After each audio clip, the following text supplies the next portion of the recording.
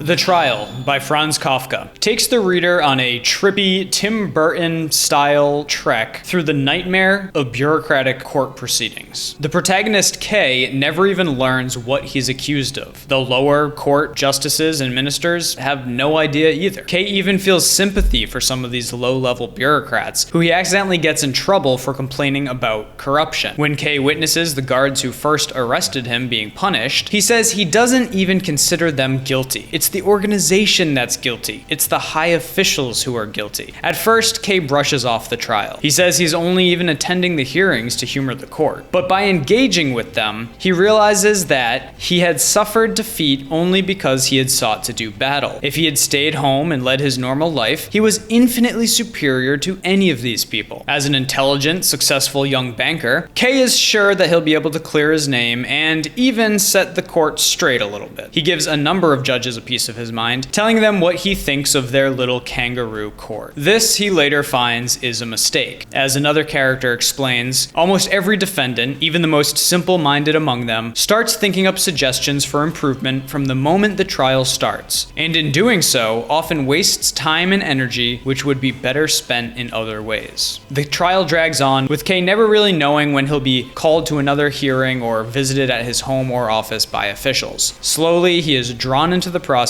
and can think of little else. Worry over the case consumes him. Kay can no longer do his job properly or think of anything rather than prepare a proper defense. He must prove his innocence without even knowing what he is allegedly guilty of. At one point, Kay meets a businessman who has been on trial for 5 years. The businessman tells Kay that his business has suffered immensely, not only from a withdrawal of funds, but even more from the withdrawal of my energy. If you're trying to work on your trial, you have little time for anything else. Desperately, Kay searches for ways to get away from the system. Not how to influence the trial, but how to break out of it, how to get around it, how to live outside the trial. Surely that possibility existed. And I think from personal experience, we all know going through these stages of frustration when we're confronted with a Kafka-esque bureaucracy. We're expected to comply with thousands of pages of law, and ignorance of the law is no excuse for breaking one. Unless, of course, you're a police officer who, despite being an enforcer of the law, is given qualified immunity if he unwittingly violates your rights in the process. Tax law is the same way. If you try to work for yourself or start your own business, better get a 4-year degree in accounting first, because you'll be expected to know and comply with all the special taxes, withholding, filing dates, forms, licensing, and everything else that applies to your particular business. If you mess up, too bad. You're fined. No grace period, no special leniency for new businesses, and say goodbye to your time and productivity if you're audited. It's enough to make you not even bother. Better to stay an employee. But even employees have to file their own taxes at their own expense, and supply the government with all sorts of documents to be unreasonably seized and searched at the government's whim. Plus, it's getting harder to just get a job without the Kafka experience. For example, in the 1950s, about 5% of US workers were required to have an occupational license, compared to almost a quarter of workers today. About 1,100 jobs now require government licensing to keep us safe from unqualified hair braiders, florists, interior designers, and travel agents. Can you imagine how unsafe it is to receive a dozen tulips instead of daffodils, or to realize that the couch clashes with the drapes? A health coach in Florida was told that she cannot give diet advice as part of her services because she is not a licensed dietitian. She had been reported to authorities by a licensed dietitian. That clues you into one of the reasons that bureaucracy grows: protectionism. And all of this hurts the poorest people just getting started the most. They can never pull themselves up by their bootstraps because of the hurdles that the bureaucracy places in the way. I mean, we're supposed to believe that requiring an ID to vote is racist because apparently it's really hard for a racial minority to obtain a photo ID. But having to comply with 1,000 steps to start a business, which aren't even given to you in a nice checklist, isn't that disenfranchising to the poorest people? Yes, it is. Most people will never even try to start a business or work on a big project that would bring them into contact and force them to navigate the bureaucracy. My great-grandmother found herself constantly making food for her husband's friends and business associates. So she started charging them for food, which slowly morphed into her own restaurant out of her home kitchen. Later, she expanded to an actual establishment. That's the American dream that was available to your average Italian immigrant back in the 1950s. But the bureaucracy has taken out the middle middle rungs of the ladder. So you have to skip right to the costly and risky step of taking out a loan, complying with licensing, and hoping that you have enough customers to keep the business afloat. But there is some encouraging news. Apps like Uber and Airbnb have normalized not having to beg permission to chauffeur strangers or rent them a room, for example. There are now more obscure apps that allow you to book a meal in a stranger's home, getting back to the dream of starting a small-scale restaurant without having to dive right into the deep end. Wyoming, North Dakota, Utah, and Maine have all recently strengthened food freedom laws to clarify that people do not need licenses and health certificates in order to sell home-baked goods directly to consumers. These, of course, are great developments, but they almost convince you to fall into the trap of trying to improve the system, which, as Kafka says, often wastes time and energy which would be better spent in other ways. For instance, on actually engaging in productive business and trade. Instead, Kafka hints at a better solution when he says he had suffered defeat only because he had sought to do battle. Don't ask permission, don't try to reform the laws, just do it and get a little creative if you have to. Yes, the government will publicize cases of health coaches who are shut down for having no nutritionist license, and they will from time to time set up stings to catch unlicensed plumbers. But these are really a minority of cases, and whatever fine or punishment you get in the end may be no worse than the costs of complying in the first place. Obviously, you'll have to make your own calculation for your own particular circumstances. I do believe that practicing surgery without a license will carry a more severe penalty than an unlicensed dog groomer. But plenty of people fly below the radar and never have to comply with the bureaucracy. And if at some point you make it big and find it impossible to continue without going legit, well, now you have the money and the customer base to support the business expansion. It's much less of a financial risk. Or if you get really big like Uber and upset an entire industry, you might never have to go legit. You might start the new normal sans bureaucracy. As usual, at first, you probably want to be subtle about your operation. You might run into trouble opening a full-fledged speakeasy to the public, but starting a club with membership fees which offer alcoholic beverages to the members, that's more of a gray area. Maybe instead of selling hard cider out of your basement, you charge for classes on how to brew hard cider, and each student gets to take home a completed batch just like the one they helped create. Some farmers can't sell you meat without USDA approval, but they can sell you a whole cow and agree to feed it and pasture it until you're ready to have it butchered. At that point, they will butcher your cow for you and deliver you the meat or a portion of the meat. I've seen at community markets people offer their goods for a suggested donation. I don't know if this would pass a legal test, but it seems to be working, and at the very least, you could plead ignorance and get off with a slap on the wrist in a worst case scenario. Whenever you see a need or a problem to be solved, don't think first about all the Kafka-esque hurdles required to legally offer a solution in a product or a service. Think instead about a creative way to offer that service and cover your ass at the same time. Teaching classes, building a community club, sharing expertise, and creating a marketplace or platform shouldn't usually require licenses if you are careful with the words you use to sell it. And of course, most of this applies equally well or better to internet-based businesses if your vision isn't purely local. But perhaps most important in all of this is normalizing once again the individual right to do business. This is all just a way of demanding the very basic freedom to contract and transact with other consenting adults as we see fit, without the intervention of a third party, i.e. the government, which has nothing to do with the situation. Normalize it for your kids, normalize it for your community, and you're actually creating a more robust, local, decentralized system which will withstand shocks to the economy and currency. Your biggest threat is being turned in by a neighbor or a competitor. That's a matter of living in the right place, associating with the right people, and building a culture that shames snitches who run to the Gestapo instead of shaming upstart entrepreneurs trying to get a leg up in life and provide value to others. Remember, most of us commit a felony before breakfast. There are more rules than we're able to comply with, so generally there's no point in going out of your way to make sure you comply with the mountains of rules and regulations. Just like in The Trial, the Kafka-esque experience is the result of a runaway, self-replicating bureaucracy which develops a mind of its own with no one steering the ship. You start to realize maybe nobody's checking up on you. Maybe they don't have as much power as they want us to think. They certainly do have limited resources. So do your part to strain the system until it breaks, by helping to build a free economy which will inevitably replace it. I'm Joe Jarvis. Thanks for watching. Come back and see me again soon.